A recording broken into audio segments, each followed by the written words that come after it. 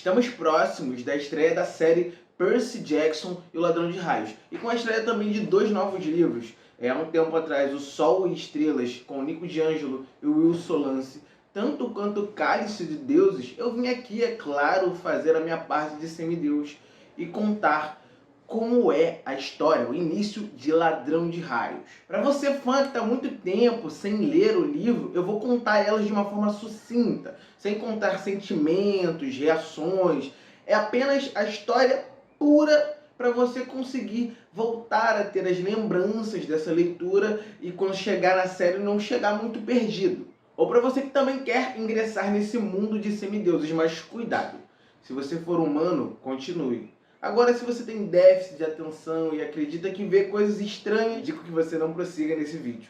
Talvez, se você descobrir que é um semideus, monstros comecem a aparecer. Fala, tropinha, eu sou Teus Black e vamos dar início a Percy Jackson e o Ladrão de Raios. Mas antes de começar, já curte o vídeo, compartilha, me segue e comenta aí, caso você já seja um semideus reclamado pelos seus pais, qual é o seu chalé? A história nos apresenta Percy Jackson, um garoto de 12 anos que tem TDAH e dislexia. Isso, é claro, atrapalha muito ele na vida. E sua escola vai numa excursão ao museu. Ele e seu melhor amigo, desde que entrou na academia Yancy, são importunados por uma garota chamada Nancy Bluffs. Mesmo que a culpa não seja inicialmente deles, a professora de iniciação em álgebra o importuna. Uma vez Percy brincou que a professora nem parecia humana, e o Grover, seu melhor amigo, parecia um pouco nervoso com essa brincadeira. E também somos apresentados ao Sr. Brunner, professor de latim que defende o Percy e ele não entende muito bem o porquê. Na hora do lanche, Nancy Bluffs decide importunar mais uma vez Percy Jackson. E para não entrar em problemas, ele fecha o olho e decide respirar, segurar o seu gênio por 10 segundos. Acontece que quando ele abre o olho, Nancy está dentro do chafariz, gritando e acusando Percy Jackson pelo que aconteceu. Os outros colegas ao lado falam que é como se a água tivesse agarrado ela e puxado ela para junto do chafariz. O Grover até tenta se acusar e diz que é culpa dele, mas a professora não quis saber e chama Percy para uma sala particular. Nessa sala, a professora começa a interrogá-lo e ele não entende nada do que ela está falando. Bom, nesse momento ela começa a se transformar e diz que ela virou uma bruxa morcego. Eu já imaginei o Zubat, só que tamanho gigante. Tudo aconteceu muito rápido. O Sr. Brunner aparece e joga uma caneta para ele. Em suas mãos, essa caneta vira uma espada. Percy corta sua professora no meio e ela transforma-se em pó. Quando Percy vai para o lado de fora, todos estão normais. É como se nada tivesse acontecido. Inclusive, o professor Brunner aparece e diz que quer sua caneta de volta. Percy está muito confuso. Ninguém fala da senhorita Dodge. É como se ela não existisse. E algumas vezes, durante a semana, ele joga verdes para colher maduro quando se trata de Grover. E algumas vezes ele quase cai. Bom, perto da prova, ele tem muita dificuldade de estudar e vai até a sala do Sr. Brunner. Acontece que a porta estava entreaberta e ele encontra, na verdade ele ouve a voz de Grover conversando com o professor. E eles falam coisas como isso pode ter acontecido, uma benevolente aqui, eu não posso falhar, você não falhou, solstício chegando perto. Mas o livro do Percy cai. Percy, é claro, sai dali e enrola para poder voltar até o dormitório. Bom, após o dia da prova, o Percy vai conversar com o Sr. Brunner. O Sr. Brunner diz que para ele não ficar preocupado, chateado, aquele lugar não é para ele. Mas o Percy entende errado. Ele acredita que nem mesmo a pessoa que ajudou ele até ali acreditava mais nele. Com o fim do primeiro período do ano letivo, aquele momento de férias de verão, Percy vai até o ônibus que o levará até em casa. Grover aparece desesperado. Percy não se despediu dele. Para brincar ali, zoar com a situação, Percy menciona as benevolentes. O Grover fica um pouco nervoso, mas deixa essa conversa para lá. Aqui, toma meu cartão. Se precisar de mim, fala comigo. Me liga. E Percy pensa, caramba, a casa de férias dele é um chalé e eu tava o ano todo cuidando, protegendo um almofadinha, uma pessoa rica. Preocupado com a situação, Grover decide acompanhar Percy pelo menos até a sua casa. Então, eles pegam um ônibus, mas ele quebra no meio do caminho.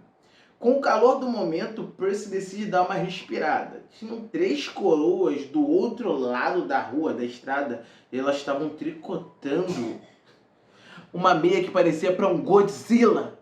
Ao vê-las, Grover mais uma vez fica assustadíssimo e tenta puxar Percy para dentro do ônibus. Bom, elas cortam uma parte desse tricô e é tão forte que Percy consegue sentir próximo a ele. Chegada em Nova York, Percy despista Grover. Ele não quer o amigo lá perturbando ele. E ele chega à casa do seu padrasto, Gabe Ugliano. O cara é repulsivo, estava jogando poker com seus amigos, pede dinheiro emprestado pro Percy, implica com ele. A situação não é boa entre os dois. Se eu puder comparar alguma coisa, como se fosse Dursley e Harry Potter. Mas Sally chega logo em seguida, leva o seu filho pro quarto e os dois vão conversar. Ela vai levá-lo para Montauk, um lugar que eles sempre visitam, uma praia. E até existe uma pequena discussão entre o Gabe e a Sally, tipo, você vai usar o teu dinheiro, né? Eu vou usar meu dinheiro. Mas eu posso levar o teu carro? Não! Quem vai cozinhar pra mim, mulher? No entanto, Sally tinha tudo programado, já tinha deixado pronta a comida, disse que ia deixar pronto pra ele, na verdade, e também conseguiu convencê-lo a emprestar o seu carro. A última coisa que eles discutem é que tem que encontrar uma outra escola para Percy Jackson. Ela recebe uma carta de que Percy foi convidado a não comparecer mais à academia, a não ser por ter discutido com um professor. Coisa que acontece muitas vezes com Percy Jackson, ele já foi expulso de outras escolas. Passada a viagem, os dois chegam em Montauk. Logo eles vão dormir. O tempo está muito estranho, mas Percy tem um sonho. Uma águia nos céus e um cavalo no mar, os dois brigando.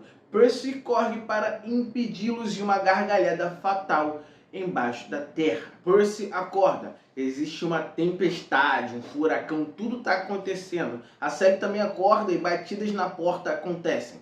É Grover. Percy está muito confuso. O seu amigo não tinha mais calças. Na verdade, ele tinha pernas de bode. Bé! A situação é alarmante. O Percy quer esse tempo para poder entender o que está acontecendo. Sally quer saber por que Percy não contou nada para ela de tudo o que acontecia de estranho. E eu acho confuso isso.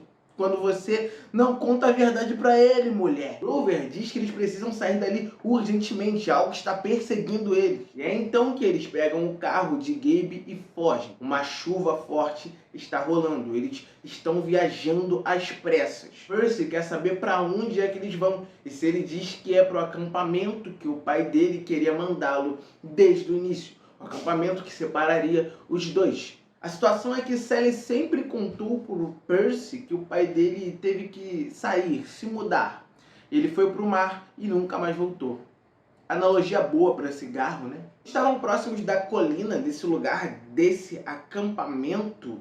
Um raio bateu e fez um buraco no chão. O carro capotou. Eles sofrem um acidente, mas todos estão bem. O único problema é que agora eles veem que vulto é esse que estava os perseguindo. Esse vulto é o Minotauro.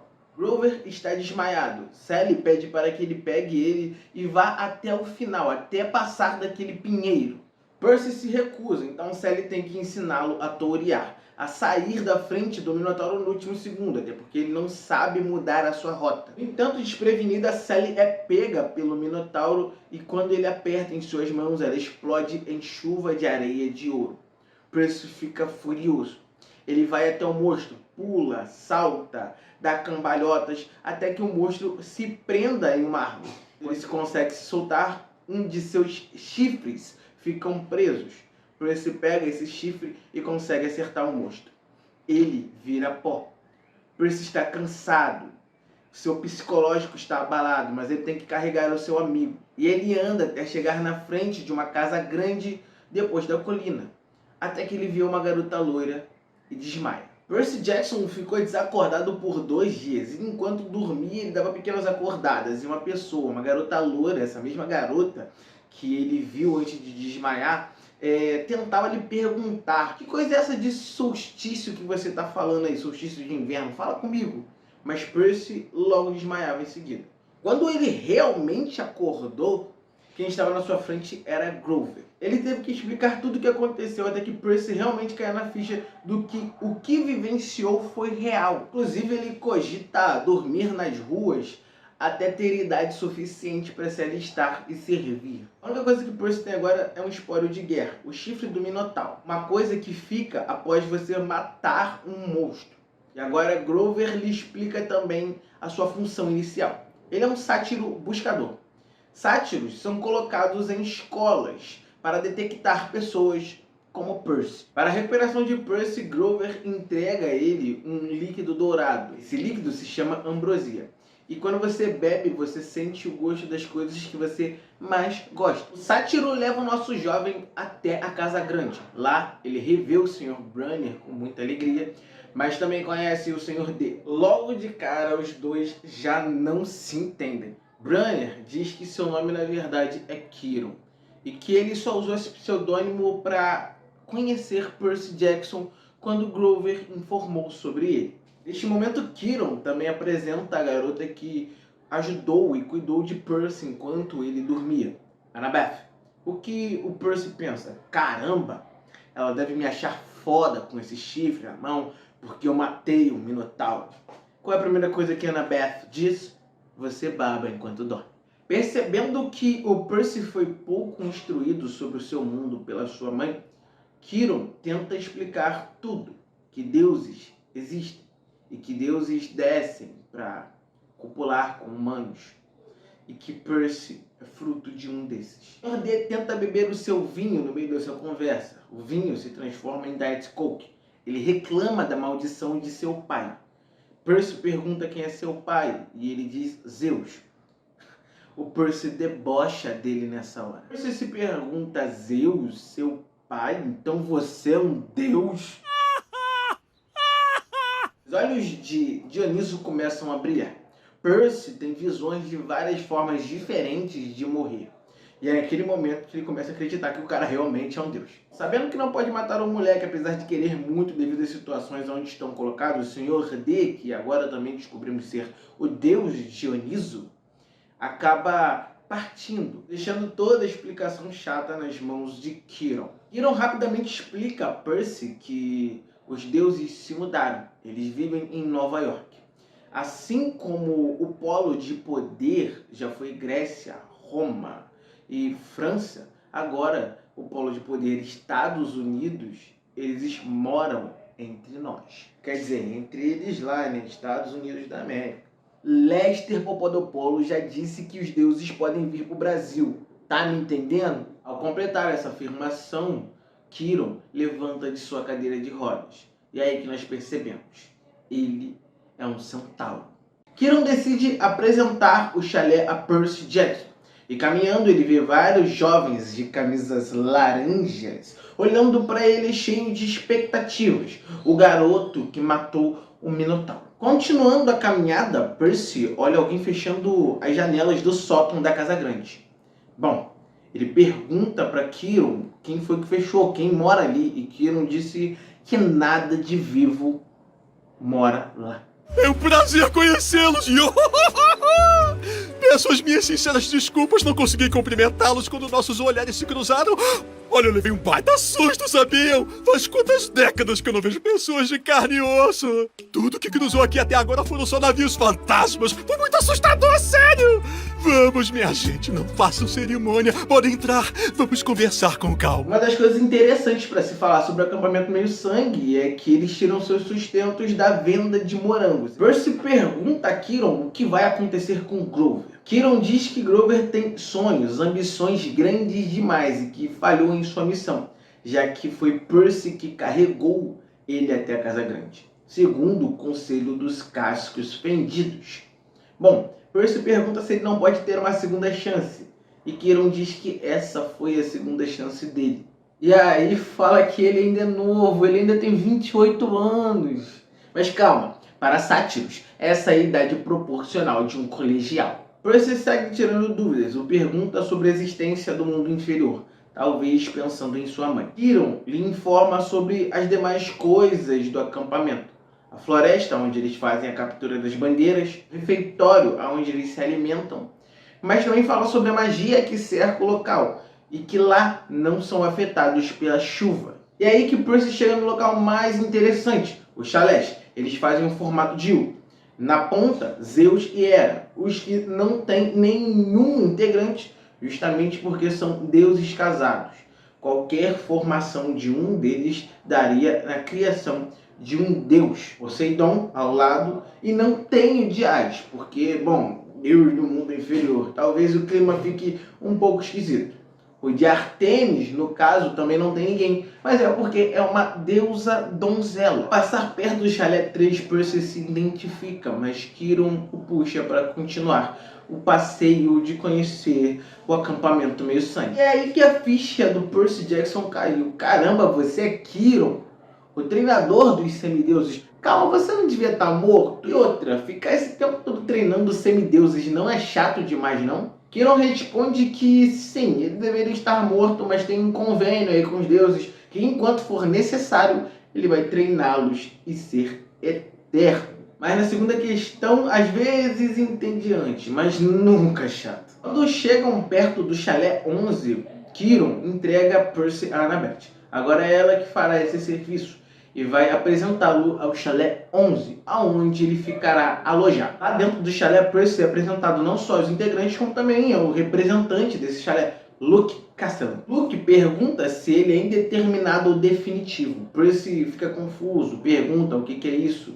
e parece que está passando vexame na frente dos outros semideuses, coisa que deixa a Annabeth constrangidíssima. Mas ela informa que ele é indeterminado. No fim, ela acaba puxando ele, constrangida com toda a situação. Poxa, você é o cara que matou um Minotauro, pensei que você é o cara. Cara, do que você tá falando, mano? Se vocês perceberam que o vídeo ficou mais claro, é porque eu acendi a luz, tava ficando escuro aqui, e aí eu, haja luz, houve luz e segue o vídeo. Andando um pouco mais conhecendo o chalé, Percy é parado pela Clarice LaRue, uma pessoa que ele identifica ser parecida com Nancy Bluffs. Annabeth apresenta os dois.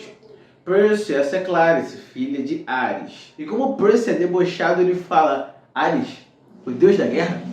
Então é por isso que você fede? Olha, como uma boa buller, a Clarice já iria zoá-lo, mas ela com certeza excedeu o nível da zoeira pela falta de respeito, pelo deboche. Você chegou agora, quer sentar na janela, querido? Calma aí. Galera, pega ele, vamos pro banheiro ali, vamos enfiar a cara dele no vaso. A Annabeth ficou ali, não tinha muito o que ela fazer. Enquanto Clarice e os companheiros dela de chalé tentam empurrar Percy até o banheiro químico. Tentando se afastar dessa situação, o banheiro explode e molha a todos. Todos menos Percy Jackson. Clarice fica mais uma vez furiosa e tenta o atacar, mas os seus colegas o afastam. Percy olha para Annabeth e não consegue detectar muito bem se ela está com raiva ou feliz. Mas ela diz que quer ele na sua equipe, na captura das bandeiras. Percy segue conhecendo o acampamento com Annabeth. Em um momento, ele senta perto de uma náiade e elas começam a flertar com ele. No olhar, é claro. Mas Annabeth diz para ele não dar muita atenção a elas. É natural delas flertar com qualquer coisa que se passa. No momento, Percy dá um faniquito, diz que aquele lugar não é para ele. Annabeth então diz que aquele é o único lugar para pessoas como ele. O único lugar seguro para meio-sangue. Pessoas que são filhos de homens ou mulheres com deuses ou deusas, dizendo a Percy que ele tem um pai divino. Então Percy pergunta: e quem é o seu pai divino? Ela fala que é um mortal, o professor. Não, calma, eu não tenho um pai divino, é uma mãe. Minha mãe é Atena, deusa da sabedoria e estratégia em batalha. Percy pergunta se ele pode sair de lá e Annabeth diz que só com autorização. Se ele fosse um filho de Afrodite ou Deméter, possivelmente ele poderia passar batido pelos monstros. E aí talvez não tivesse tanto problema. Annabeth também é questionada sobre se os monstros podem entrar no acampamento. E ela diz que só quando convidados ou invocados. Percy pergunta quem em sã sanidade faria isso. E aí que ela informa que qualquer semideus que estiver ali há muito tempo, eles são treinados para isso. Alguns moram lá, São os chamados campistas de ano todo.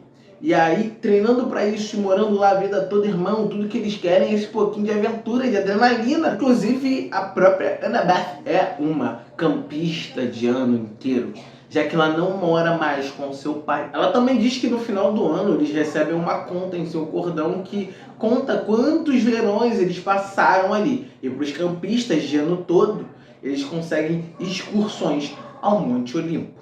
E já que falamos em Monte Olimpo, Annabeth pergunta sobre as coisas que ele dizia em seu sono, sobre o solstício de verão. Percy não sabe o que dizer sobre isso, até porque ele não se lembra. Mas Annabeth diz que o clima mudou desde quando tiveram a reunião do solstício de verão. Os deuses estão brigando entre si. A conversa, infelizmente, não passa muito disso. Percy volta para o chalé 11 e começa a trocar ideia com Luke, o seu novo amigo. Uma informação que eu não dei que eles entram em conversa é que Percy pergunta o que é aquilo que Clarice lhe disse enquanto lhe arrastava para o banheiro. Até parece filho de um dos três grandes. Luke diz que isso é sua culpa. Há 2 anos atrás, ele foi a uma missão no Jardim das Hespérides. E, infelizmente, ele falhou na missão. O único que poderia concluir na percepção dos campistas. E com isso, todos foram proibidos de participar da missão. Mas Annabeth desde então tem perturbado Chiron para poder participar. Chiron, em um certo momento, ficou cansado e disse que ela já tem uma profecia. Que para isso, ela terá que esperar o filho de um dos três grandes. Por isso, todo campista novo, ela acha que é essa promessa desse campista, filho de um dos três. A informação sobre ser definitivo ou não. Definitivo ou não é que todos os semideuses que chegam e não sabem quem são seus pais vão para o chalé de Hermes, pai de Luke e de quase todas aquelas crianças que estão ali.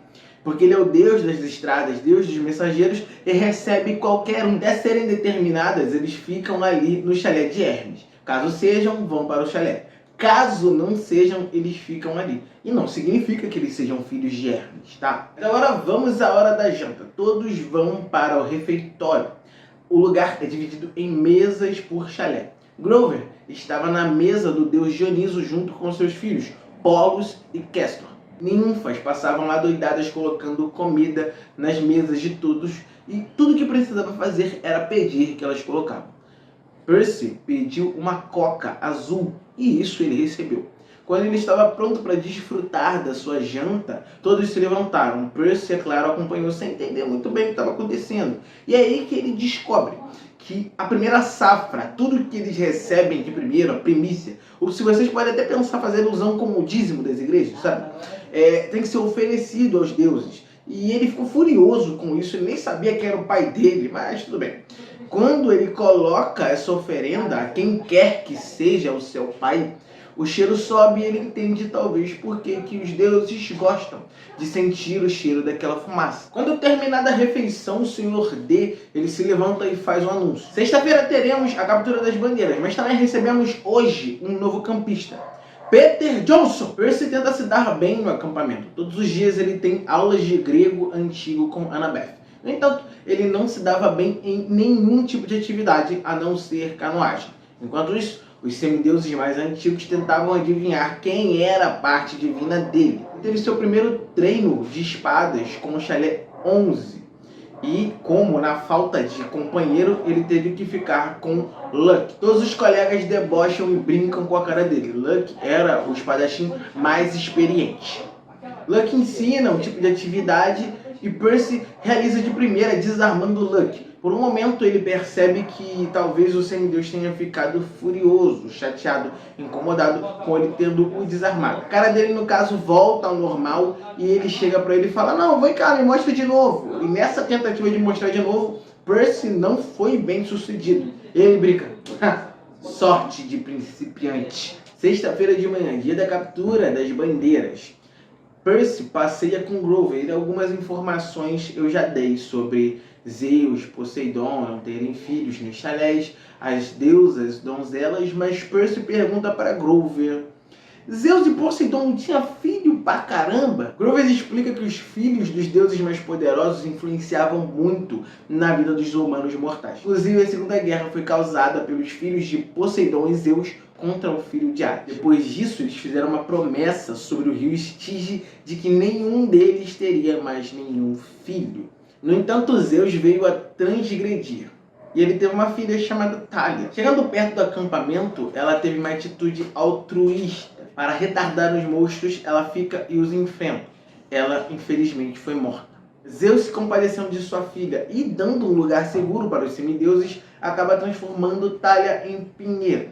Ali é o limite. Nenhum monstro conseguiria passar para o outro lado.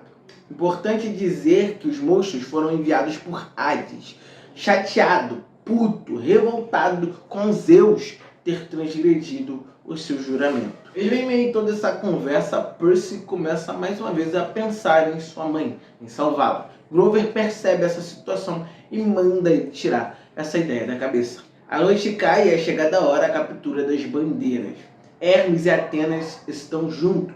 Quirón se manifesta. Ele diz que vai começar a captura das bandeiras. Tudo que eles precisam fazer é passar para o outro lado com a bandeira inimiga. Eles podem fazer prisioneiros, mas não podem amordaçar, amarrar, aleijar ou muito menos matar. Percy chega em Annabeth e pede um conselho. Ela pergunta qual é a sua função. Ele diz patrulha do riacho. Ela fala para ele não se deixar pegar pela lança de Clarisse. Ela é elétrica. E tudo que ele precisa fazer é ficar ali no riacho, patrulhando. O evento começa e eu poderia dizer que tem muita coisa interessante acontecendo, mas o mais importante mesmo é o que vai acontecer com Percy Jackson. Clarisse aparece com umas 4 colegas. Ela está furiosa e pouco se importa com a captura das bandeiras.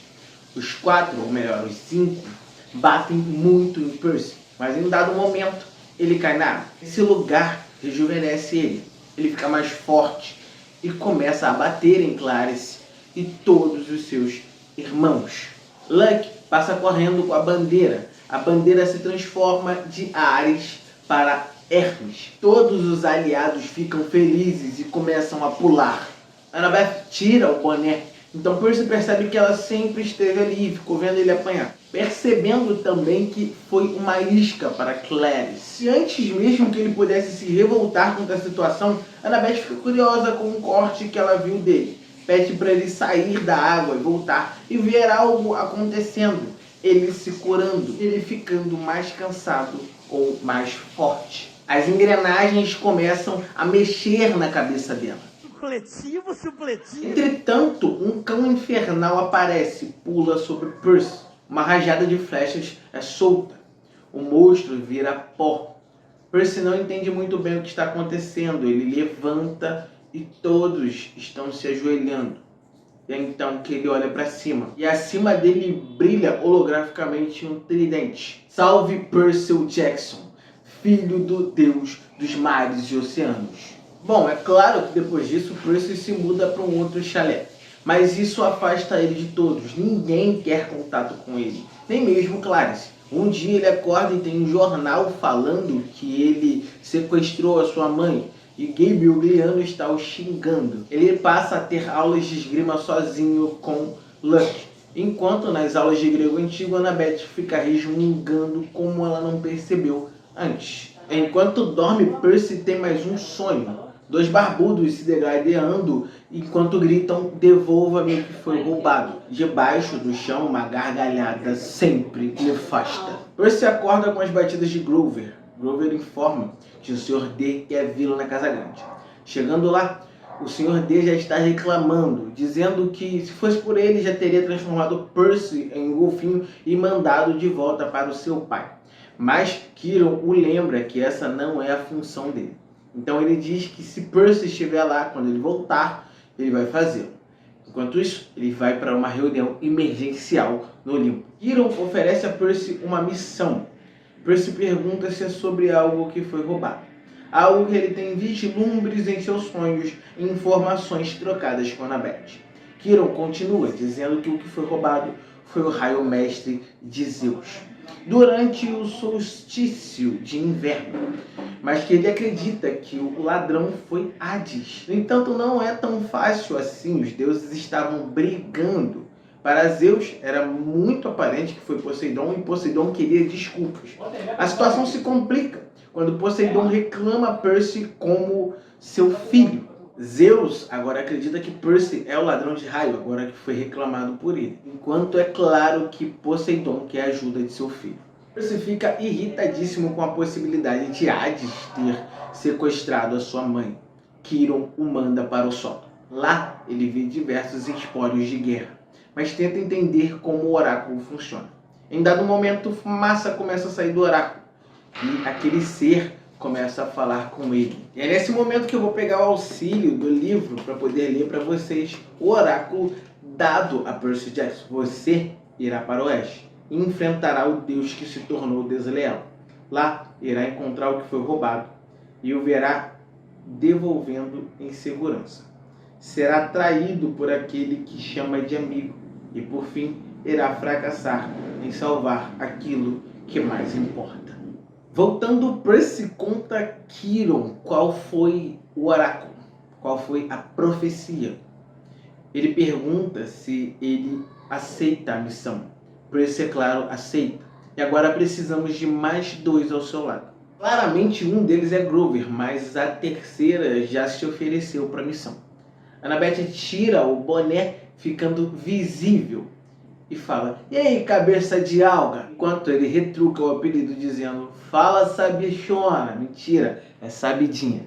Dinheiro, dracmas de ouro e ambrosia foram fornecidos aos semideuses para que eles pudessem fazer a sua missão.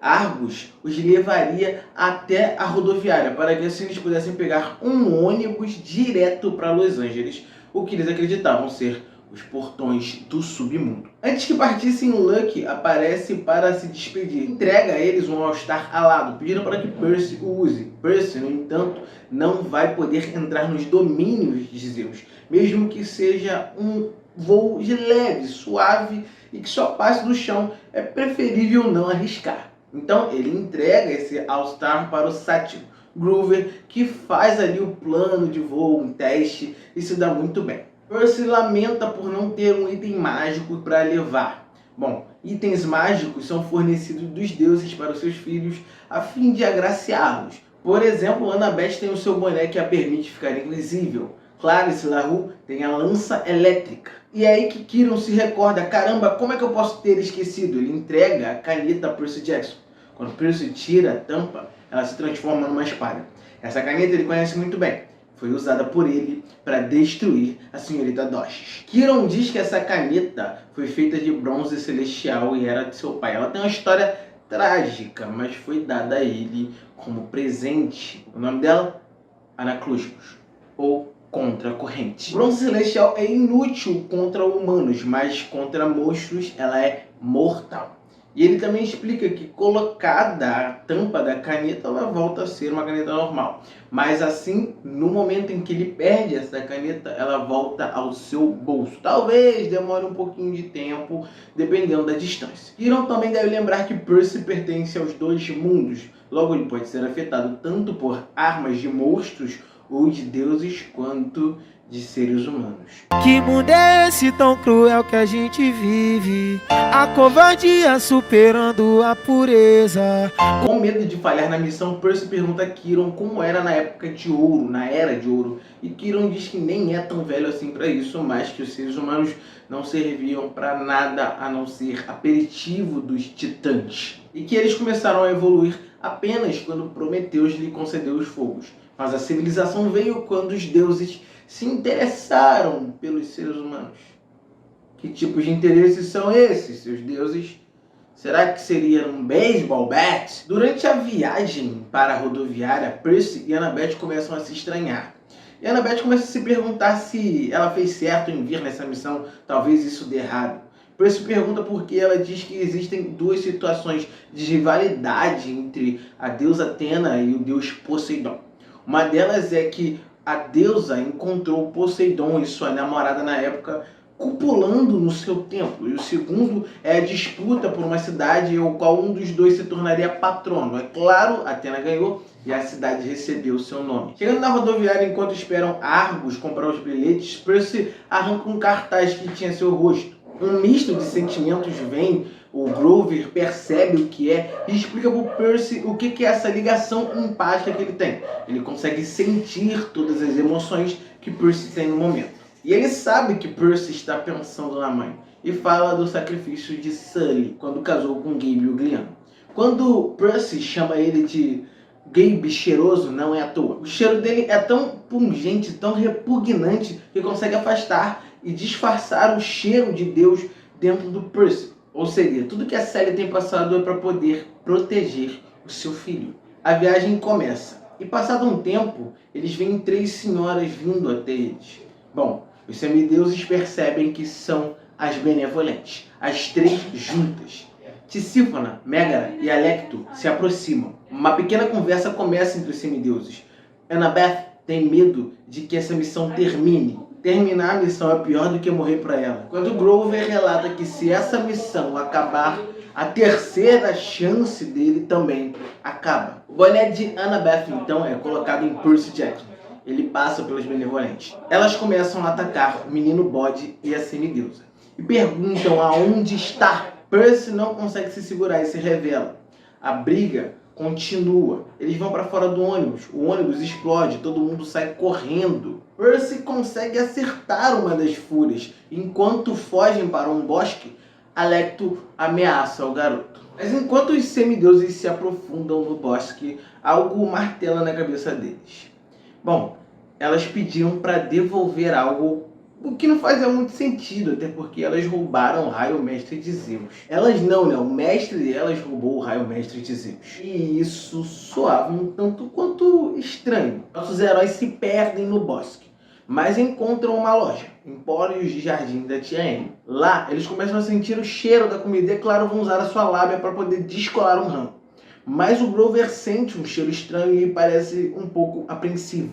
Eles batem na porta e são bem recebidos pela Tia M, que, é claro, começa a jogar aquele papinho para eles de velha solitária e diz que vai descolar um ramo para eles e tudo mais. O Percy, coitado, fica até com pena da coroa.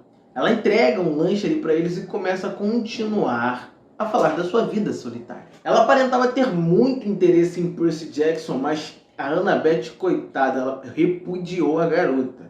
Tratou ela muito mal. Mas as coisas começam a ficar estranhas quando ela, em algum momento, fala o nome de Annabeth. Coisa que não deveria acontecer. Ela não se apresentou. Percebendo que a situação tá meio esquisita e o que é, a Annabeth diz: então, bucho cheio, tá na hora de ir embora, né, Percy? E o Grover tipo, tá na hora de ir embora. O Percy, no entanto, é um pouco lerdo e ficou incomodado com a falta de educação de seus colegas. Tudo que a vovó queria agora, nesse final, é ter uma fotografia deles para poder fazer uma escultura. Eles se colocam em frente à câmera. E na hora que ela vai bater, a Annabeth grita: corre, negada! Vocês sabem por que Percy, é claro, fecha. Mas por um reflexo, depois ele consegue ver por que disso. A Annabeth já tinha percebido. Era Medusa, a mulher transformada em uma górgona por Atena, por ter namorado com Poseidon no templo dela, cara. Mas para resumir esse confronto, durante todo o tempo o Percy foi incitado pela Medusa a poder abrir os olhos para que ela transformasse ele em uma pedra. Grover e Annabeth eram o motivacional dele para que ele não o fizesse. No entanto, com a ajuda deles, ele consegue cortar a sua cabeça, já que ele era o único que poderia chegar perto sem que ela pensasse duas vezes em matar. Furioso pelo que os deuses fazem com as pessoas e principalmente pelo que os semideuses têm que passar por conta das cagadas dele, Percy vai, encontra uma caixa com o endereço dos deuses e envia a cabeça da Górgona direto para o Olimpo. Ele pega algumas dracmas, dinheiro e o endereço, é claro, do Hades. Assim, mais uma vez, os nossos semideuses se jogam no bosque profundo. Após esses dois momentos perturbadores, nossos semideuses precisam descansar. Mais uma vez, eles estão perdidos no bosque. O único plano é fazer o plano de turnos para dormir. Grover se voluntaria para ser o primeiro. Annabeth logo cai no sono, mas Percy não sente tanto sono assim. E uma conversa se inicia entre os dois. Olhando para o céu e refletindo, Grover fala sobre a poluição dos homens ao mundo. Também explica que ele quer ser um buscador. Também fala do deus Pan, o deus selvagem. O deus que praticamente cuidava da ecologia do mundo, mas em um momento, há 2000 anos atrás, ele pede para um humano dizer que morreu. Esse humano espalha essa notícia na praia. E a partir de então, o ser humano começa a poluir. Os sátiros, no entanto, não acreditam nisso e se lançam ao mundo a fim de encontrá-lo, tirá-lo do seu sono e salvar a Terra da poluição. Esse é o sonho de Grover, ser um sátiro buscador, ser aquele que vai encontrar o deus Pan. Como um filho preocupado, mais uma vez a mente de Percy vai até o submundo, o salvar a sua mãe e o talvez falhar. Grover, mais uma vez em sua empatia, diz que não precisa ficar preocupado. A filha de Athena sempre tem um plano. Aparentemente, essa frase irrita Percy profundamente. Grover pede para que ele não cobre tanto de Annabeth. Ela já passou maus bocados. Percy tenta compreender por que ele está defendendo tanto ela, e ele começa a ligar os pontos. Ele fracassou numa missão há 5 anos. Thalia morre há 5 anos. Annabeth chega há 5 anos no acampamento. Grover diz que não pode falar sobre o assunto. É claro, ele tem que mudar. Ele também fala que ele conversou com Annabeth e que as fúrias não estavam tão agressivas quanto poderiam estar. Eles já sabem qual é a sensação. E fica cada vez mais confuso segundo a fala delas, de devolva o que foi roubado, quando claramente para eles Hades roubou o raio mestre de Zeus. Percy nesse momento pensa que está pouco se lixando para essa missão, tudo que ele quer é resgatar a sua mãe. Grover, no entanto, diz que pode não ser um estrategista, um lutador, mas que ele entende de sentimentos e sabe que Percy procura uma validação do pai. Ele toca a sua flauta, a Hilary Duff ao fundo, e Percy cai no sono. Em seus sonhos, Percy tem mais uma visão. Dessa vez, ele se vê como um espírito morto, sendo carregado por sombras cinzas. E uma voz milenar começa a conversar com ele. E ele começa a dizer que o Percy é muito jovem, fraco, mas talvez sirva. Fala que pode fazer uma troca, que ele lhe daria o que o Percy quiser. E mostra sua mãe.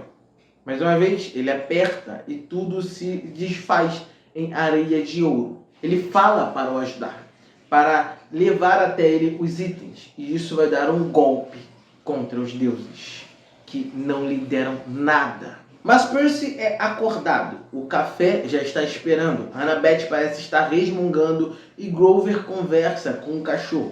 Isso parece incomodar Percy. No mundo tão doido como esse que ele está vivendo, um cachorro é a maior preocupação dele. Na verdade, o Grover conversando com um cachorro. Grover diz que o nome da cachorra, no caso, a Poodle, se chamava Gladiola. E pede para que Percy dê olá a Gladiola. Percy se recusa a dar olá para Gladiola. Annabeth insiste que ele dê olá para Gladiola, até porque ela mesma deu olá para Gladiola. Agora eu tô me perguntando, será que isso é um problema de americano?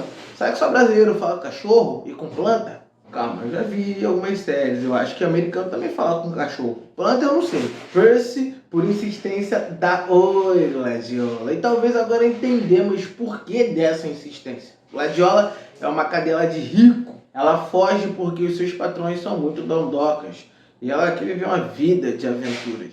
Mas ouvindo a história de Grover e fazendo amizade com ele, ela vai ceder. E eles a levem até em casa e recebam uma recompensa de $200 por isso. Essa foi a parte mais fácil de toda a sua missão. Eles deixam a cadela em casa, recebem os $200 e pegam 3 passagens de trem. A viagem é de 2 dias. Existem vários cartazes de Percy Jackson espalhados por aí. Annabeth tranquiliza ele dizendo que os policiais nunca pegam os semideuses. Ele segue a viagem conversando com Annabeth. Mais uma vez, eles tocam nos assuntos das fúrias estarem mais tranquilos e sobre as coisas que o Percy diz quando está dormindo.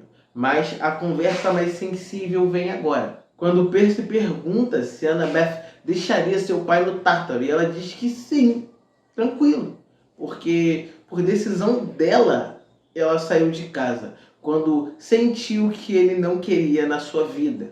Então ela pegou suas coisas e saiu aos 7 anos, e sua mãe foi quem a guiou até encontrar seus amigos.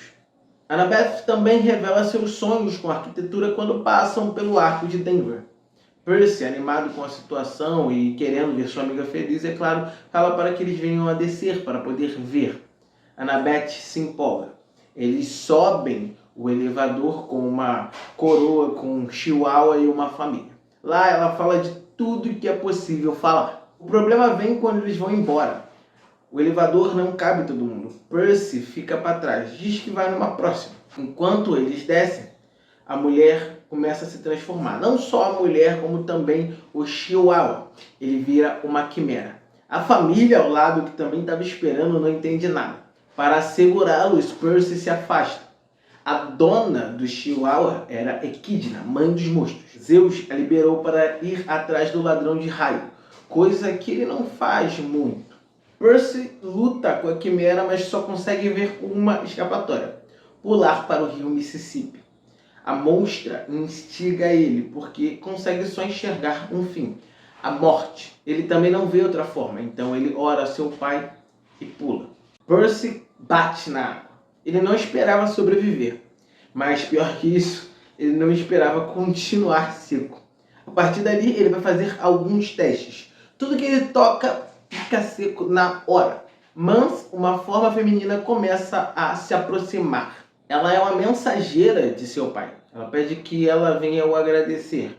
Pega a espada, mas antes que desça ao submundo, que ele possa passar na praia de Santa Mônica.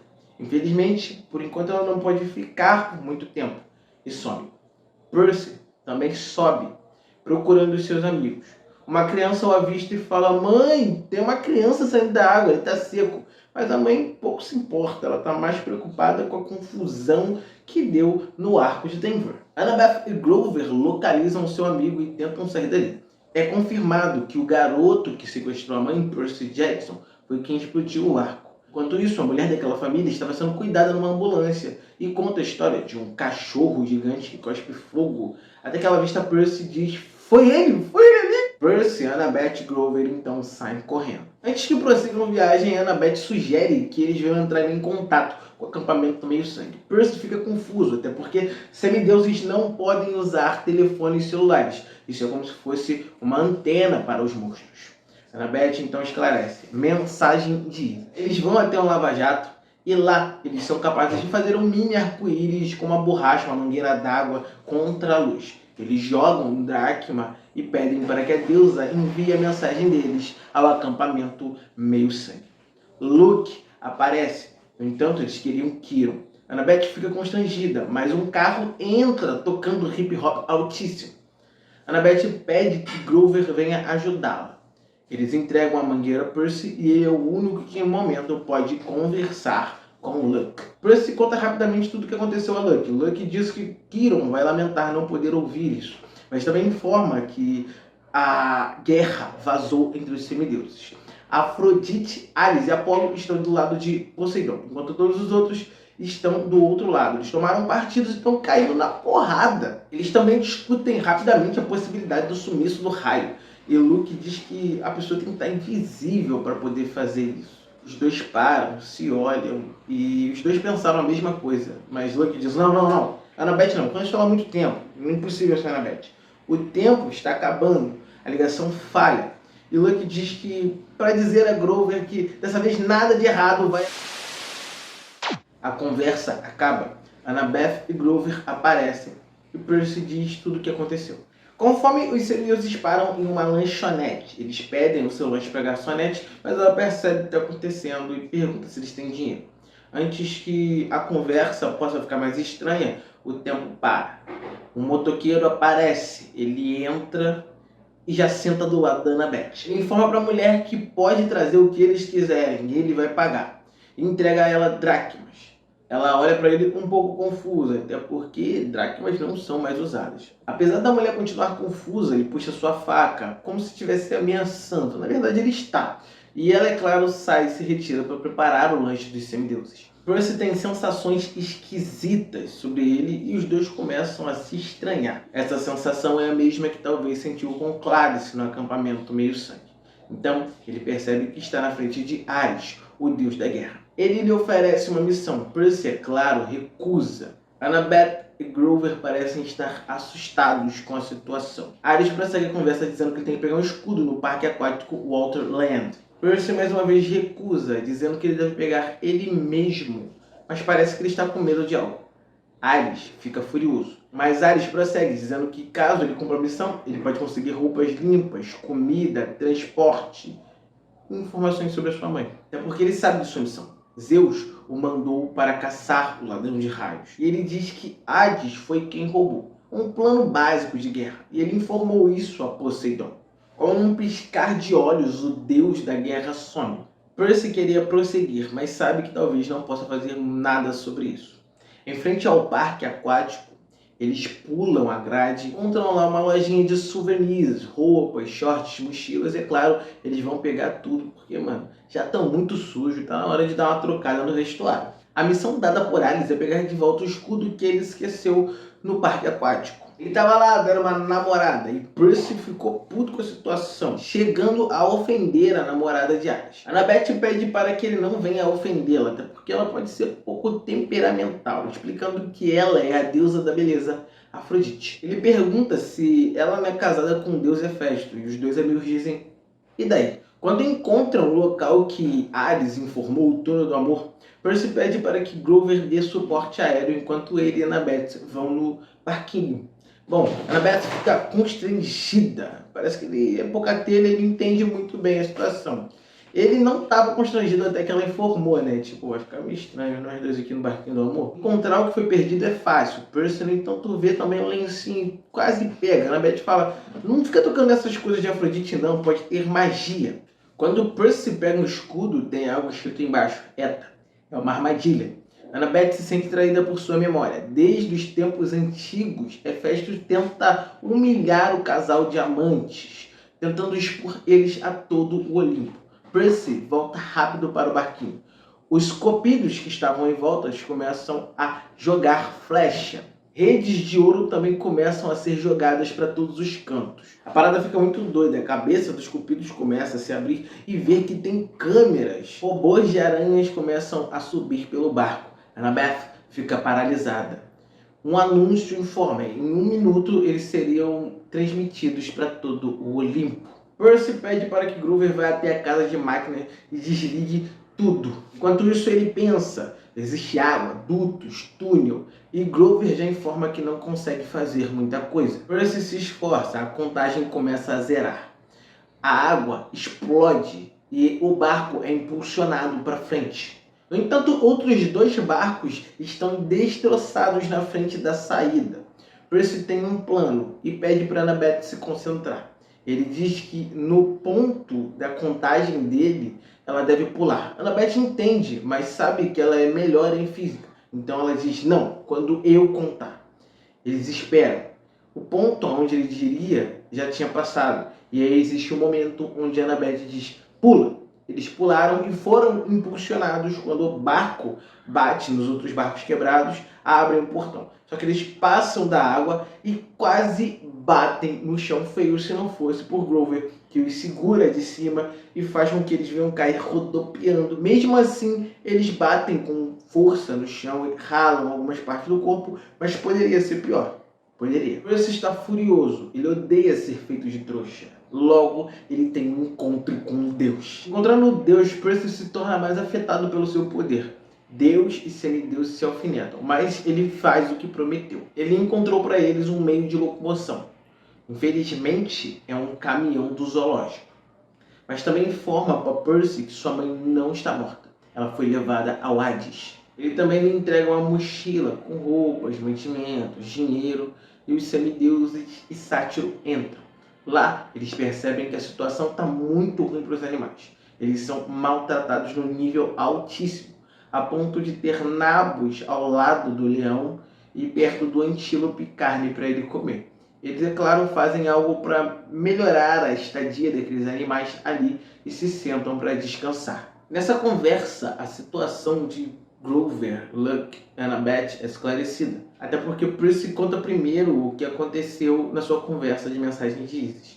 A partir daí, a gente descobre que Grover era o sátiro enviado para salvar Thalia. No entanto, junto com ela, tinham outros 2 semideuses, e a missão era apenas salvar Thalia. Mas voltando para o acampamento, eles encontram uma fúria. Nervoso, ele começa a errar o caminho. Thalia se voluntaria para lutar com a mostra, mas no meio do processo, ela morre. Ali, ela é transformada em um pinheiro. Zeus faz isso porque se compadece de sua filha e para salvar todos os semideuses. Grover diz que é o sátiro mais fraco e está destinado a encontrar os semideuses mais fortes.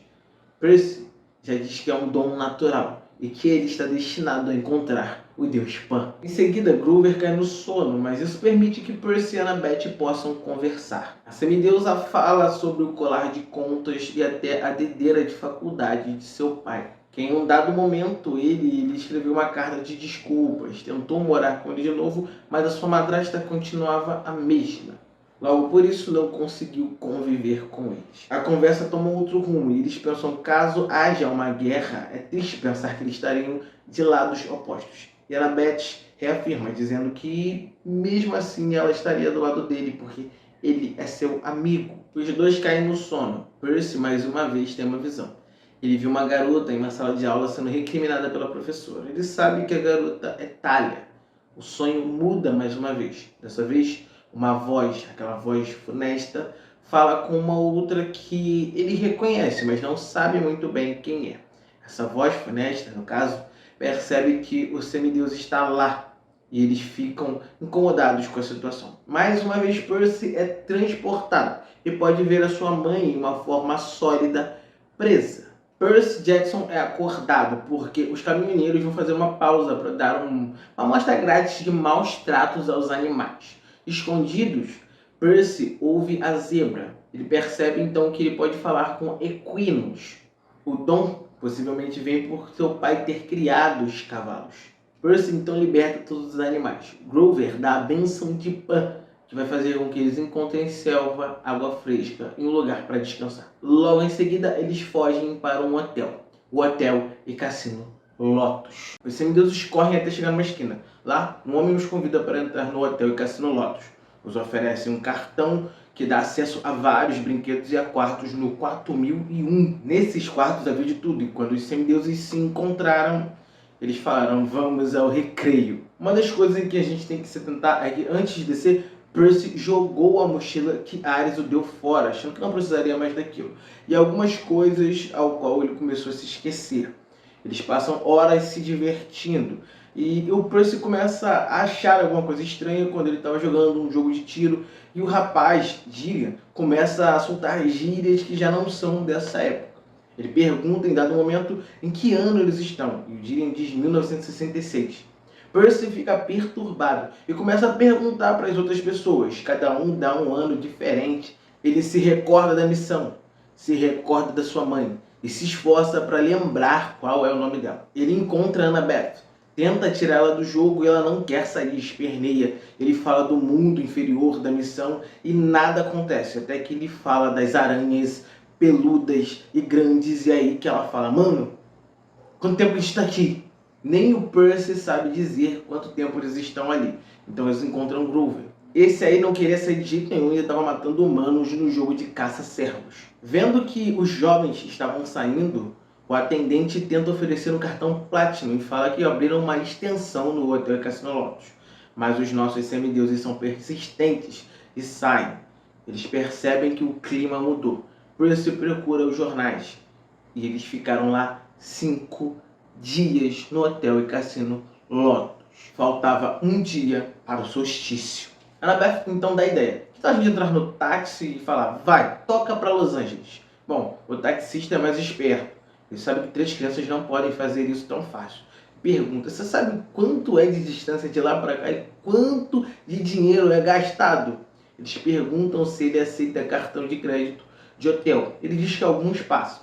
Quando o cartão é passado, sobe tanto zero que chega ao sinal de infinito e ele nem pensou 2 vezes. Percy conta sobre o seu sonho, sobre a voz que conversa com alguém que falhou na missão. E as coisas começam a fazer menos sentido ainda, porque tinha que estar com Hades, mas não faz sentido nenhum, já que ele também está caçando alguma coisa. Nesse momento, Percy e Annabeth se olham. Talvez eles tenham pensado a mesma coisa, mas Annabeth afirma, não pode ser.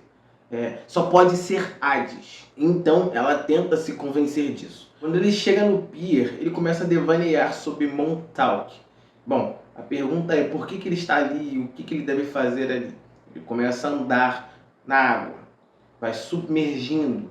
Em dado momento ele prende a respiração. Ele começa a passar até chegar em um monte de areia. Lá ele já não aguenta mais segurar e ele solta. Nesse momento ele percebe que consegue respirar debaixo d'água. E um tubarão aparece como se fosse um cachorrinho. Claramente o tubarão tenta demonstrar que é para segurar nele. Percy segura.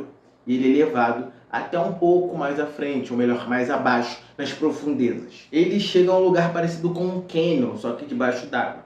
uma luz se aproxima. É uma Nereida. Ela que foi até Percy ajudá-lo no rio Mississippi. E suas primas, as Naiades, sustentaram sua presença lá. Ela diz que serve na corte de seu pai.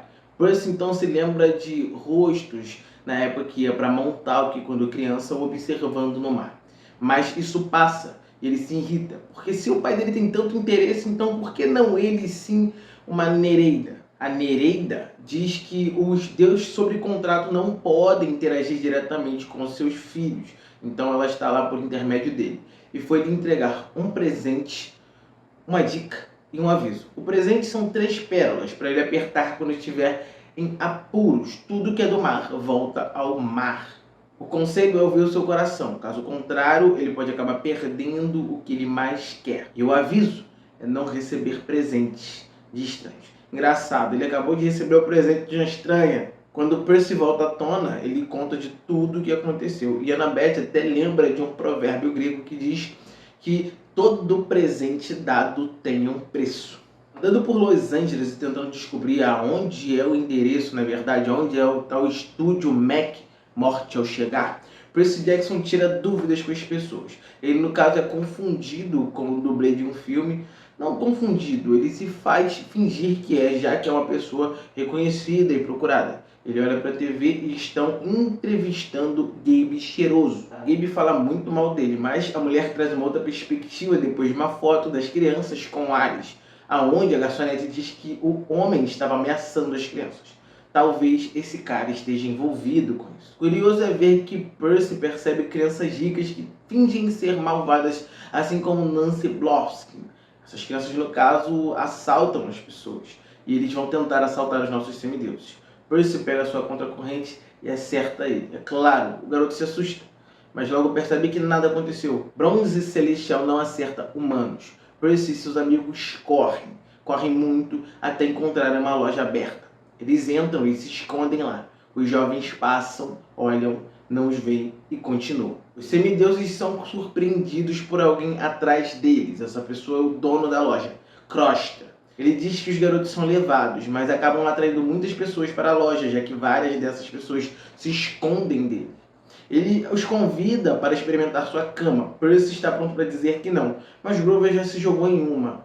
Crosta fica olhando dizendo quase. Ele empurra Annabeth para outra cama enquanto também analisa. Todo mundo está achando aquilo muito esquisito e ficando meio nervoso até que ele estala os dedos e diz ergo. Cordas saltam e começam a segurar os nossos semideuses. O homem diz que fica incomodado quando as pessoas não cabem em suas camas. Percy pergunta qual é o seu nome, ele diz que é Petruscus. E é então que Percy lembra que é um monstro que quase matou Teseu pelo excesso de hospitalidade. Esse monstro, mais conhecido como Esticador. Nesse momento, Percy vai mostrar toda a sua carioquice e levar o cara na lábia. As cordas começam a apertar seus amigos. Quando Crosta está pronto para jogar Percy numa cama, ele fala sobre a alvenaria, como aquilo está devidamente detalhado, e ele se surpreende, começa a conversar com Percy que ninguém percebe nessas coisas. Percy pergunta o que ele faz quando as pessoas são maiores que as suas camas. E aí ele fala que corta puxando seu machado. E aí ele tem que ser rataria de novo, perguntando se, mesmo com uma pessoa grande que nem ele, a cama não faz ondulações. Ele diz que não. Percy pede para provar. Ele senta na cama. Percy estala os dedos e diz ergo. As cordas começam a subir e prendem o monstro. E aí ele diz, não faça nada comigo. Por favor, eu te dou desconto. Percy passa na cruz no cara e ele morre. O que nos resta agora é pegar um cartão de visita do Morte ao chegar, que estava na bancada da loja, e ir até o estúdio Mac. Quando eles entram, eles encontram um salão cheio de pessoas sentadas, esperadas quietas, e um cara num terno italiano. Percy tenta ler o crachá e vê Chiron escrito, e pergunta se seu nome é Chiron. O homem fica muito irritado e se apresenta como Caronte, o cara que atravessa as pessoas para o mundo inferior. Ele acredita que crianças não morram com dinheiro nessa geração de hoje em dia, e Percy lhe apresenta as dracmas que tem. Ele fica animado, há muito tempo ele não viu uma dessas, mas começa a suspeitar de algo. Então percebe que eles ainda estão vivos e pior, são semideuses. Não vai carregá-los e vai ficar com as dracmas. Percy segura as dracmas em suas mãos e mostra mais. Pergunta quanto tempo Hades não muda seu salário. Ele fica ludibriado pela conversa e reclama que há muito tempo não tem uma remuneração. Percy diz que se levar ele e seus amigos ao mundo inferior, ele vai reclamar com o próprio deus Hades. Tá ok, eu levo vocês. Então, descendo no elevador, a fisionomia de Caronte muda. Ele fica com uma capa preta, enquanto os seus globos oculares ficam vazios. Viajando pelo barco no rio Estígio, eles veem várias coisas jogadas lá. Caronte diz que são os sonhos deixados ali quando os humanos fazem a transição da vida para a morte. Eles chegam à praia e veem duas filas. Uma é morte expressa e outra para o julgamento entre os 3 juízes, para ver qual vai ser o seu tipo de punição ou os Campos Elíseos. Eles vão para a fila mais rápida, a fila expressa, que provavelmente deve levar aos Campos de Asfodelo. O campo onde a pessoa fica ali vagando, o destino das pessoas que não fizeram nada, nem foram heróis, nem foram ruins, só existiram. Eles ficam preocupados por não ter visto Cerberus ainda. Mas à medida que se aproximam, a imagem do cão de 3 cabeças fica mais nítida. Quando chegam mais perto, Percy puxa a madeira que pegou na loja de Crostra e joga para ele. O cão começa a rosnar. Percy e Grover estão prontos para correr. Annabeth puxa uma bolinha vermelha e começa a brincar com o cachorro. À medida que o cão vai ficando mais manso, ela joga uma vez, ele volta, ela pede para os seus amigos passarem, ele quase rosna para eles, mas ela consegue segurar a situação. Em dado momento, quando eles estão mais à frente, ela joga mais longe e aí ela encontra seus amigos. Mas ao ir embora, ela ouve o choro do cão e fica triste com a situação. Talvez eles tenham mais uma coisa para reclamar. Hades precisa conversar e brincar com seu cachorrinho. Eles entram nos Campos de Asfodelo e tentam não chamar muita atenção. A gente percebe que os mortos ali até tentam interagir, mas não é entendível.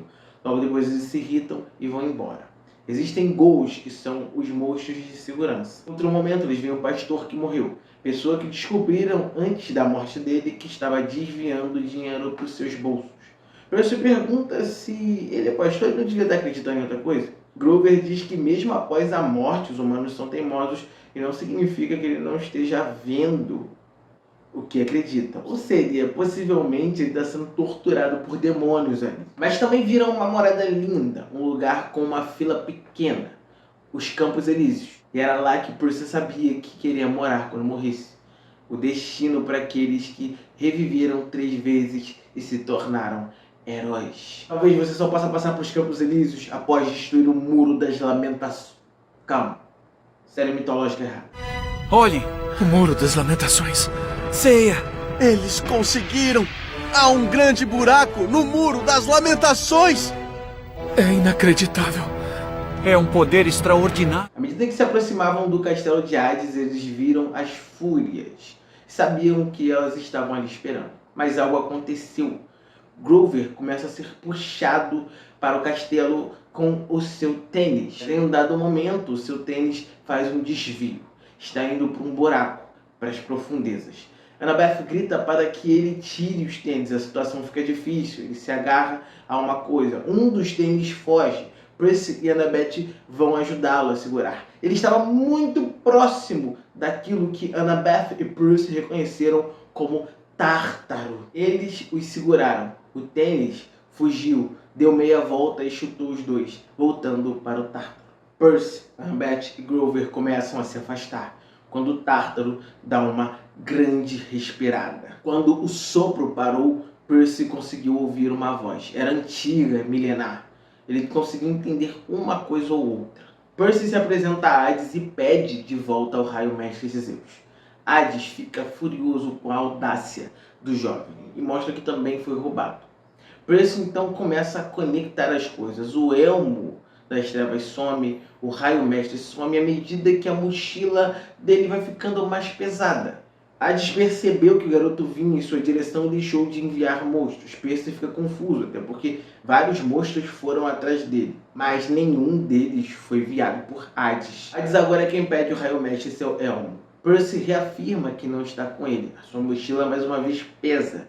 E Hades pergunta se ele é otário, até porque como eu não vou saber quando uma arma tão poderosa chega nos meus domínios? Uma vez aquela reafirmação, não está comigo. Então Hades pede, abra sua mochila. A ficha do Percy caiu na hora. O cilindro estava lá. A situação era perigosa. Ele sabia que quem lhe deu a mochila foi Ares. Ele pensa nas pérolas. O próprio Hades percebe isso e fala: são 3. Você quer levar sua mãe? Alguém vai ter que ficar. Annabeth se voluntaria. Grover também, e os dois começam a brigar. Percy diz que não. Ele ficou todo o tempo preocupado com que algum dos seus amigos o traísse. Agora sabia que qualquer um dos dois daria a vida para que ele pudesse levar a mãe. Ele, no entanto, promete a seu tio que vai trazer o seu elmo de volta. Ele já sabe onde está. Ele pede para que seus amigos segurem a pérola e eles quebram. Uma bolha se forma e eles são puxados para a superfície, passando pelo mar. O grito de Hades se fez perceber e tremer toda a terra. Quando a bolha estourou, havia um surfista que não estava entendendo nada do que estava acontecendo. E graças a Deus a bolha estourou ali perto dele, porque tinha um tubarão e o Percy os afastou. A guarda costeira pega os 3 jovens molhados e vestidos completos, muito confusos, mas o levam até a orla. Os semideuses querem entender o que aconteceu, mas não existe muito tempo para conversa. Percy tem que lutar com seu primo idiota. O nosso herói da água reclama com o deus sobre a traição dele. Ele nem tenta esconder. É então que Percy chuta quem poderia ter sido o semideus que roubou. Clarice, talvez. Ele se diverte com a possibilidade, mas não. Ares revela que a mochila que deu para eles é como se fosse a bainha do raio mestre de Deus e funciona mais ou menos como a espada dele. Sempre vai voltar para o dono. E também informa que encontrou o semideus ladrão de raios, mas que o deixou. Annabeth pergunta por que ele não ficou com o raio. O deus começa a ficar confuso, ele não sabe o que dizer. E parece que alguém falou, soprou ao ouvido dele, ele volta ao normal e fala: porque eu quero uma guerra tríplice. Os semideuses então concluem que ele está sendo usado por alguém. Alguém falou no seu ouvido no momento que ele encontrou o ladrão de raios. Ares fica nervoso, ele diz que não é controlado por ninguém, que ninguém fala com ele em sonhos. Percy relata que em nenhum momento ele falou de sonhos. Deus da guerra fala que não pode deixar o semideus passar. Percy começa a implicar com Ares. A luta vai começar. Annabeth lhe dá o colar de contas e a dedeira de seu pai para que possa o proteger, enquanto Grover dá uma lata de Diet Coke. A luta começa. Ares invoca seu javali, dizendo que não merece usar o seu poder contra ele. Percy não tem nenhuma dificuldade perto do mar. Ao mesmo tempo que golpeia um monstro, ele invoca uma onda para puxá-lo. Ainda debocha mais do deus, dizendo que ele não tem coragem de lutar mano a mano. A luta entre eles começa. Só que nesse momento também aparece polícia, bombeiro, jornalista, curiosos. Enquanto a luta acontece, Ares acerta vários golpes no semideus e ele pula para um lado, para o outro. Nós também podemos ver que ele explode carros da polícia. Eles percebem, pela névoa, que o homem está usando uma espingarda contra a criança. Mas em dado momento, Percy explode uma onda na cara do deus, fazendo com que ele leve um caixote. E ele acerta o seu calcanhar, que faz jorrar. E Deus explode em fúria, começa a brilhar. Percy Jackson sabe que ele vai tomar a sua verdadeira forma e vira o rosto. Quando ele volta, o elmo está lá na sua frente. O raio mestre também ainda está com ele. Mas ao mesmo momento, as benevolentes aparecem e pegam o elmo de seu mestre. Elas sabem agora que Percy estava falando a verdade, mas dizem que se ele vacilar, elas vão esperar eles no submundo e vão castigá-los pessoalmente. Os semideuses e o sátiro conversam e perguntam por que Ares não decidiu matar Percy. Aparentemente algo o impediu. Mas isso é o menor dos problemas. Agora eles têm algo a se preocupar. A Assembleia dos Deuses. E só tem uma forma de chegar lá rápido. Voando. Mais uma vez nós vemos como a névoa atua. Os jornalistas, repórteres simplesmente deduziram que Ares era um sequestrador que usou as crianças para fazer merda em metade dos Estados Unidos. Percy, o jovem que estava cansado desse abuso, decidiu lutar com o homem e venceu, mas o homem fugiu, é claro. Triste, dizendo que só quer voltar para casa e chorando, falando que só quer ver a mãe, ele consegue fazer uma vaquinha aonde os repórteres dão dinheiro para ele e seus amigos voltarem para casa de avião. A viagem foi turbulenta, mas eles conseguem chegar em Nova York. Chegando lá, Percy diz que os amigos precisam voltar para o acampamento meio sangue. Eles queriam acompanhar Percy, mas caso algo aconteça com ele, alguém tem que ficar para contar a versão. Ele chega na frente do recepcionista e diz que quer ir para o 600. De início, ele acha que talvez o recepcionista seja apenas um mortal. Ele quase desistiu, mas quando mostrou o raio mestre de Zeus, o cara abriu o zoião, apertou o botão e pode ir diretão, chefe. Chegando lá, ele passa por aquele portão lindo, ele consegue olhar para baixo e ver toda Manhattan, deuses, sátiros, ninfas, todo tipo de divindade estava ali em cima, curtindo como se não tivesse prestes a estourar uma guerra. Então ele chega no palácio, e o palácio parecia com o de Hades, só que esplendoroso. Na frente dos dois deuses em formato gigante, Percy primeiro se ajoelha ao seu pai. Zeus fica incomodado. Se ele é o dono da casa, não deveria se dirigir primeiro a ele? Poseidon, no entanto, diz paz, irmão. Zeus então dá a palavra a Percy e deixa que ele fale. Percy explica toda a situação. E no final, Zeus fala, mas isso não é do feitio de Hades. Percy diz que ele estava sendo controlado por uma voz que vem do abismo. Zeus até imagina mais uma vez, foi Ares? E Percy explica que não. É mais antiga, milenar, cruel. Os dois deuses se olham. Eles começam a discutir em grego antigo e Percy só consegue entender a palavra pai. Zeus dá o assunto como encerrado e diz que vai levar o seu raio para se banhar e limpar dos toques mortais. E antes disso, só dá mais um aviso a Percy, que ele não deve mais uma vez viajar em seus domínios. Zeus se vai e deixa Percy com seu pai. Filho e pai conversam sobre a voz das profundezas. Percy fala, aquela voz é Cronos, né? O clima ficou tenso, a chama ficou mais fraca. E Poseidon diz para Percy não falar esse nome, que mesmo ali ele é pesado. Mas informa que ele sempre faz algo do tipo, os monstros vão e voltam. Mas Percy relata que dessa vez é diferente. Deus, o Titã, está se preparando para algo. Mais uma vez, Poseidon se desculpa por ter colocado no mundo, por deixar ele com esse fardo de ser filho de um dos três grandes, numa transgressão, numa falha dele.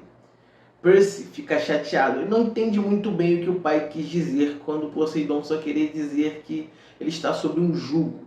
Uma profecia que Percy ainda não entende. Para amenizar a situação, Poseidon diz que sua mãe voltou. Até mesmo o deus do submundo cumpre as suas promessas e que ela está em casa. Mas a partir de agora, ele deve tomar uma decisão quando chegar lá. Vai ter um pacote esperando ele. Percy chega em casa e é recebido por sua mãe. Os dois conversam, ele conta toda a sua história. Ela diz que para ela foi como um piscar de olhos quando viu já estava em casa. No entanto, Gabe chega do trabalho e se assusta em ver a criança. Sally diz que tudo que contaram sobre ele na TV era mentira. Ele, no entanto, continua revoltado e diz que vai processar Percy pela perda de seu carro. A discussão entre os dois continua e Sally tenta comedi-lo. Bom, Gabe levanta a mão contra ela e Percy percebe que sua mãe possivelmente sofria agressões domésticas. Ele passa à sua frente. Gabe fica estressadíssimo e diz que não quer mais aquele garoto lá, que quer ir em 5 minutos na rua. A situação fica estranha e Sally puxa o seu filho para o quarto. Ela diz que vai conversar com Gabe, que a situação vai mudar, que ela vai tentar encontrar uma nova escola para ele, e o Percy diz que não adianta, ele pode contornar essa situação. E é o momento que o pacote aparece do seu lado. Era aquele pacote que ele enviou para os deuses, a cabeça da Medusa. Ele mostra para a mãe como pode resolver essa situação. A mãe, então, dá uma olhadinha, uma espiadinha e vê o que é. Ela diz que ele nem o seu pai podem tomar decisões por ela e que ela não vai mudar enquanto ela mesmo não tomar as rédeas da situação. Percy diz que vai para o acampamento meio-sangue. Ela pergunta se vai para sempre ou se ele vai voltar para o verão. Ele diz que isso vai depender dela. Ele passa pela porta enquanto Gabe fica feliz com a situação. Mas Sally vira com olhos maldosos para ele e um sorriso. Já vamos ver que Sally tem um presentinho pro Gabe cheiroso. Os primeiros heróis a chegarem vivos desde a missão de Luke Castleman. Todos estão felizes, todos o tratam bem. Coroas de louro são colocados na cabeça de Percy e Annabeth. Um banquete havia sido preparado para eles e uma mortalha para ser queimada, já que os prepararam caso eles morressem. A de Annabeth foi confeccionada por seus irmãos e era lindo. Já o de Percy Jackson foi confeccionado pelo chalé de Ares. Então vocês imaginam que devia estar uma tristeza. Com o passar de alguns dias, Sally enviou a carta a Percy, e disse que Gabe sumiu assim do nada. Mas ela fez uma escultura nomeada de O Jogador de Pôquer, que ele rendeu muito dinheiro e talvez o título de novo sucesso, o neorrealismo. Mas que ela não pretende fazer mais esse tipo de escultura, se é que você me entende. Ela ganhou um dinheiro forte e vai investir em uma nova casa e a universidade. E pergunta se Percy irá voltar. Ela já conseguiu uma nova escola para ele. E assim ele vai poder ir à escola e dormir, morar em casa. Fogos estão sendo planejados pelo chalé de Hefesto. E para comemorar esse momento, Grover, Annabeth e Percy se despedem, já que Grover conseguiu a sua licença de buscador. Suas barbas cresceram um pouco mais e seus chifres já competem com o seu cabelo. Percy está inseguro porque nenhum buscador nunca voltou, mas ele tem que acreditar que Grover vai ser o primeiro. No dia seguinte, ao passar pela Casa Grande, Percy acredita que a profecia se realizou, apesar de que uma dessas partes ainda incomodava o amigo que se tornou desleal. Nessa última noite, no jantar, Percy recebe a sua primeira conta no seu colar. Era o tridente. Luck responde que foi unânime entre os conselheiros. Todos batem palmas para Percy por ter concluído sua missão.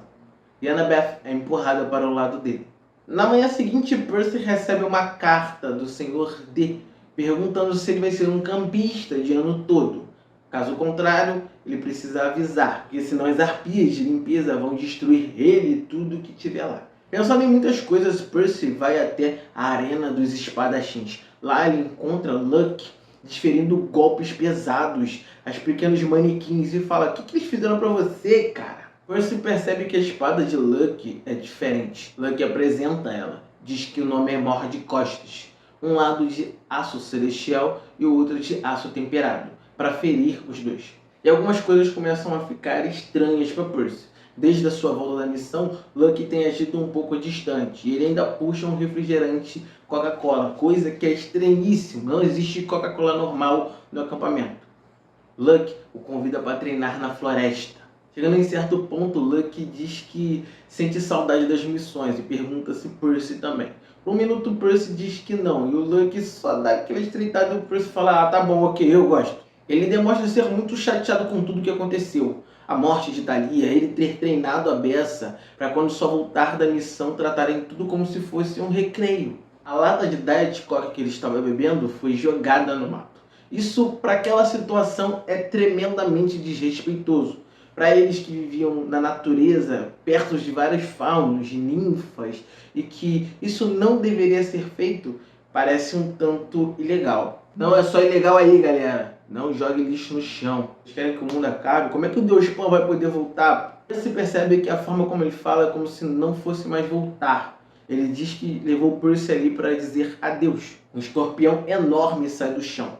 Percy percebe que aquela pessoa que ele chamava de amigo é um traidor. Ele tenta conversar: "Percy, você não percebe? Os monstros ficando mais fortes, a escuridão. Ele falou com você, não falou? Os deuses já deveriam ter sido destituídos há muito tempo." E diz que eles só estão aí ainda por conta deles, semideuses. Mas que agora eles vão começar do zero. Percy compara Luck a Ares. Ele se sente ofendido. Ares para ele é apenas um otário. Ele o encontrou e o desarmou logo após que o roubou. Mas o seu mestre falou ao seu ouvido e logo percebeu que ele estava convencido. Quando ele voltou, o seu mestre o castigou, mas disse que um outro semideus viria, que esse poderia levar as coisas até ele. Esse remorso de Luck vem desde a missão. Quando ele foi para os Jardins das Hespílides, ele ficou descontente de ter que fazer algo que o Hércules já fez. Ele perdeu o foco e o dragão o acertou, deixando a marca que a gente já viu em seu rosto. Foi a partir daí que ele começou a roubar coisas para o deus Crono, que havia lhe falado em sonhos, roubando pequenas coisas até chegar ao raio e ao elmo. Percy pergunta se foi ele que levou o cão infernal até ali. E Luck diz que precisava de um motivo para Quirrell achar que o lugar não era mais seguro para ele. Talvez ele estivesse certo. Percy diz para ele respeitar a imagem de Thalia. E Luck parece ter ficado furioso, dizendo que os deuses deixaram Thalia morrer. Ele parte, a luta de Percy com o escorpião começa.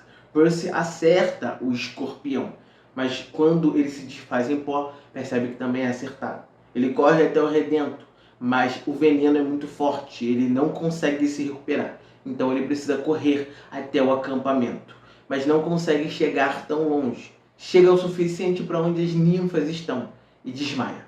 Quando Percy acorda, quem está do seu lado é Quirrell e Annabeth. Ele conta tudo o que aconteceu. Annabeth se sente traída. Percy quer ir atrás de Luke. Quirrell diz que não vale a pena.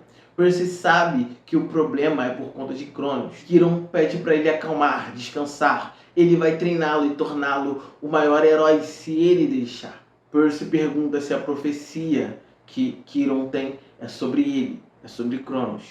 E Quirrell não pode falar mais sobre isso. Ele pede para Argus cuidar de Percy, enquanto ele fica com Annabeth, mas diz que quando ela estiver pronta, eles estão esperando. Nesse final, Annabeth revela que decidiu seguir os conselhos de Percy Jackson. Ela ligou para o pai e vai dar mais uma chance. Ela vai viver com ele na Califórnia. Quando Percy vai para o cercadinho e olha para a árvore de Tali, ele percebe a silhueta daqueles que viriam ser a família de Annabeth durante todo o ano até o verão, até que eles possam se encontrar, até que eles possam ir atrás de Luke em uma missão, ou fugindo. Depois que Annabeth se vai, é a primeira vez que ele se sente realmente só. O mar não gosta de ser comedido. Então, ele toma uma decisão. Ano que vem, no verão, ele vai voltar para o acampamento. Tropinha, esse foi um vídeo sucinto e direto sobre a obra Percy Jackson e o Ladrão de Raios, para dar uma luz, para dar uma lembrada, uma refrescada, para ir assistir a série. Se você curtiu o vídeo e quer as continuações de todos esses aqui, ó, que estão do meu lado, já curte, comenta, compartilha. Me segue também nas outras redes, os links vão estar aqui embaixo, no Instagram, no TikTok, e eu espero vocês no próximo vídeo.